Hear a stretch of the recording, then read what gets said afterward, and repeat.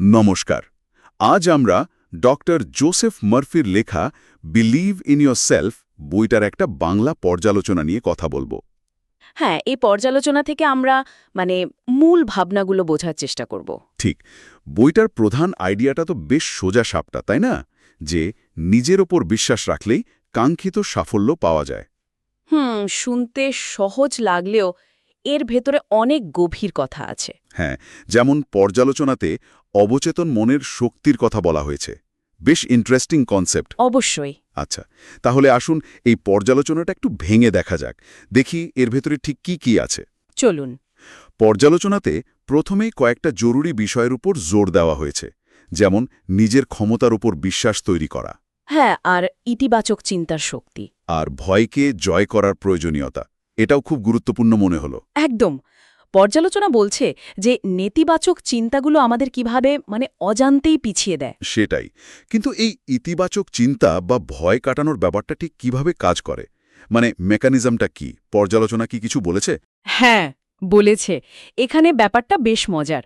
পর্যালোচনা অনুযায়ী ইতিবাচক চিন্তাগুলো আসলে আমাদের অবচেতন মনের কাছে একরকম নির্দেশের মতো। নির্দেশ বা কমান্ড। হ্যাঁ, কমান্ড। আর অবচেতন মন নাকি সেই কমান্ডগুলো গ্রহণ করে সেগুলোকে বাস্তবে রূপ দিতে সাহায্য করে। তার মানে এটা শুধু ইচ্ছে করা নয়, এটা একটা সক্রিয় প্রক্রিয়া। ঠিক তাই। আর ভয়ের ব্যাপারে পর্যালোচনা এটাকে শুধু একটা অনুভূতি বলছে না, তাহলে এটাকে সাফল্যের পথে সবচেয়ে বড় বাধা হিসেবে দেখাচ্ছে। এটা একটা অ্যাক্টিভ নেগেটিভ ফোর্স। ও আচ্ছা, বেশ গভীর বিশ্লেষণ। তার মানে শুধু পজিটিভ ভাবলেই হবে না। না, সেই ভাবনাটাকে অবচেতন মনে গেঁথে দিতে হবে আর ভয়টাকে সরাতে হবে। চমৎকার। আচ্ছা, এই ভয় সরানো বা মনকে ট্রেন করার কোনো নির্দিষ্ট পদ্ধতির কথা কি পর্যালোচনাতে আছে? কিছু কৌশল? হ্যাঁ, অবশ্যই আছে। পর্যালোচনা বলছে লেখক শুধু থিওরি দেননি, কিছু প্র্যাকটিক্যাল কৌশলের কথাও বলেছেন। যেমন নিয়মিত প্রার্থনা বা মেডিটেশন, আর সচেতনভাবে মনকে শিক্ষা করা, আত্মবিশ্বাসী হওয়ার অভ্যেস তৈরি করা। ও, তার মানে কিছু অভ্যেস বা টেকনিক। একদম। পর্যালোচনা এগুলোকে শুধু আধ্যাত্মিক ব্যাপার হিসেবে দেখছে না, এগুলোকে সেলফ ডেভেলপমেন্টের টুলস হিসেবে দেখাচ্ছে। বুঝলাম। এই কৌশলগুলোই তাহলে থিওরি আর প্র্যাকটিসের মধ্যে ব্রিজ তৈরি করছে। হ্যাঁ, বলতে পারেন। পর্যালোচনাতে এমনটাই ইঙ্গিত করা হয়েছে। খুব ভালো। বইয়ের কোনো বিশেষ লাইন বা কোট কি পর্যালোচনাতে হাইলাইট করা হয়েছে, যেটা এই পুরো দর্শনটাকে ধরে রাখে? হ্যাঁ, একটা খুব শক্তিশালী উদ্ধৃতি আছে যেটা পর্যালোচনাতে বেশ গুরুত্ব পেয়েছে। কি সেটা? আপনার বিশ্বাস অনুযায়ী আপনি পাবেন। যদি আপনি বিশ্বাস করেন আপনি পারবেন, আপনি পারবেনই। বাহ, এটা তো খুবই পাওয়ারফুল লাইন। পর্যালোচনা এটাকে শুধু একটা মোটিভেশনাল কোট হিসেবে দেখছে না, তাহলে এটাকে বইয়ের মূল চালিকা শক্তি হিসেবে ব্যাখ্যা করছে। বিশ্বাসটা এখানে একটা অ্যাক্টিভ ফোর্স, যা আপনার কাজকে প্রভাবিত করবে। এটা শুধু মনের ভাবনা নয়। বোঝা গেল, বিশ্বাসটাই কর্মের উৎস হয়ে উঠছে। আচ্ছা, তাহলে এই বইটা কাদের জন্য সবচেয়ে বেশি উপকারী হতে পারে? পর্যালোচনা কি বলছে? পর্যালোচনা অনুযায়ী ধরুন যারা নিজেদের নিয়ে খুব সংশয়ে ভোগেন, হ্যাঁ, আত্মবিশ্বাসের অভাব। ঠিক, বা ধরুন জীবনের লক্ষ্য ঠিক করতে পারছেন না, কিংবা খুব ভয় বা উদ্বেগে ভুগছেন, তাদের জন্য এটা কাজে দেবে। হ্যাঁ, তাদের জন্য এটা বিশেষভাবে উপকারী হতে পারে। বলা হচ্ছে এটা আত্মবিশ্বাস বাড়াতে সাহায্য করে, জীবনের লক্ষ্য খুঁজে পেতে সাহায্য করে, ভয় বা সন্দেহ দূর করত। হ্যাঁ, ভয় সন্দেহ দূর করতে আর সার্বিকভাবে মেন্টাল স্ট্রেংথ বাড়াতে সাহায্য করে। পর্যালোচনা এটাকে একরকম মেন্টাল সাপোর্টের মতো বলছে। ইন্টারেস্টিং। কিন্তু সব পর্যালোচনারই তো একটা ক্রিটিক্যাল দিকও থাকে, তাই না? এটাতেও কি তেমন কিছু আছে, কোনো সীমাবদ্ধতা বা সম্ভাব্য সমালোচনা? হ্যাঁ, একটা ভালো পর্যালোচনায় সেটাই করে।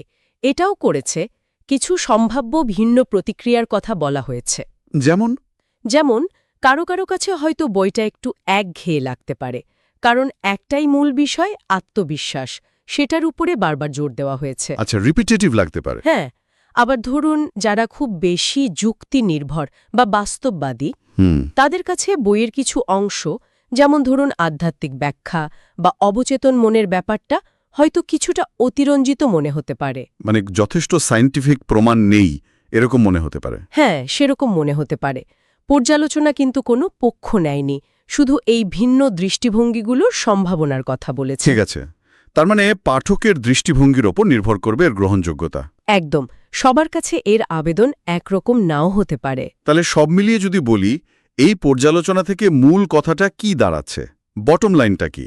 বটম লাইন হল, যারা নিজেদের ভেতরের শক্তিকে মানে পোটেনশিয়ালকে জাগিয়ে তুলতে চান, বিশেষ করে যারা হয়তো একটু হতাশ বা আত্মবিশ্বাসের অভাবে ভুগছেন। হ্যাঁ, ঠিক তাদের জন্য এই বইটি একটা গুরুত্বপূর্ণ দিশা দেখাতে পারে। এটা শুধু মানসিক শক্তিই যোগায় না, কিছু পথও দেখায়। আর বইটি কোথায় পাওয়া যাবে সে বিষয়েও কি পর্যালোচনাতে কিছু বলা আছে? হ্যাঁ, সংক্ষেপে বলা হয়েছে, বিভিন্ন অনলাইন প্ল্যাটফর্ম, রকওয়ারি, অ্যামাজন, ফ্লিপকার্ট এসব জায়গায় পাওয়া যায়। আর স্থানীয় বইয়ের দোকানেও খোঁজ নিলে পাওয়া যেতে পারে। বেশ, আলোচনাটা খুব ভালো হলো। বইটা এবং এর পর্যালোচনা নিয়ে একটা স্পষ্ট ধারণা পাওয়া গেল। শেষ করার আগে একটা প্রশ্ন মনে আসছে, যেটাই পর্যালোচনার আলোকেই ভাবা যেতে পারে। বলুন। দেখুন, পর্যালোচনা একদিকে বিশ্বাসের অসীম শক্তি আর কিছুটা আধ্যাত্মিক দিকের কথা বলছে, আবার অন্যদিকে বাস্তববাদী পাঠকের সম্ভাব্য সংশয়ের কথাও তুলছে। হ্যাঁ, দুটো দিকই আছে। মানে কিভাবে ইতিবাচক চিন্তার শক্তিকে কাজে লাগানোর পাশাপাশি একটা ক্রিটিক্যাল, একটা বাস্তবসম্মত বিচারবুদ্ধিও বজায় রাখা যায়।